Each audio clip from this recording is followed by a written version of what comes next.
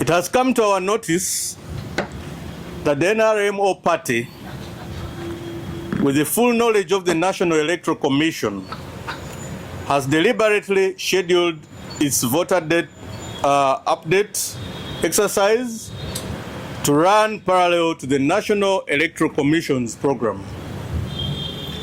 This exercise is taking place concurrently with the national process and at the same time designated locations.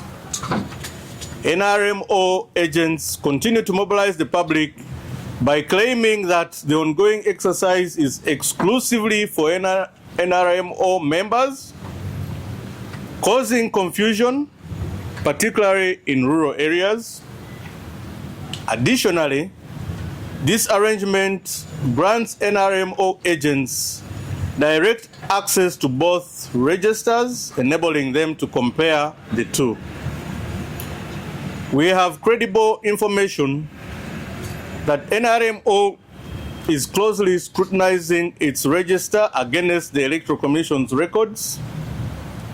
Their intention is to manipulate this information to remove names from the Electoral Commission register if those individuals have not registered or do not appear in the NRMO records.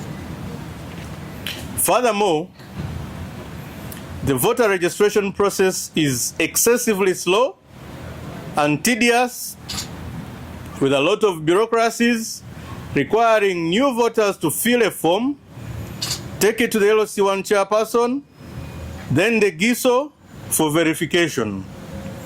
We all know the work of the GISO, PISO, DISO, and RISO, and whatever name you may want to call them, is to mobilize for NRM and intimidate opponents of the regime.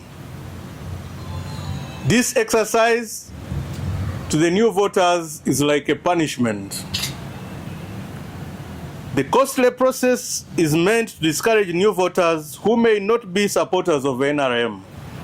The staff of EC are few on the ground and have to move from station to station with a register.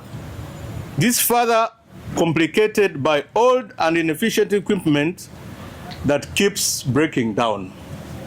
According to the roadmap, the National Electoral Commission is set to conclude the voter update exercise on February 10th, 2022. However, we believe that the voters have not received sufficient education about the process, making the turn-up very low. In any case, in some areas, they even delayed to start this process by a whole week. That means time was lost. We don't know whether this is intended to defranchise some voters, especially in opposition strongholds.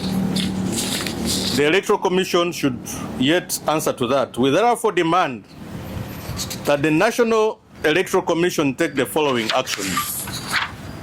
1, they should extend the voter registration and update exercise at least by 1 month. Procure new equipment or refurbish the existing one. As the regulatory body for political parties, immediately halt the NRMO's voter update and registration exercise until the National Electoral Commission process is completed to prevent further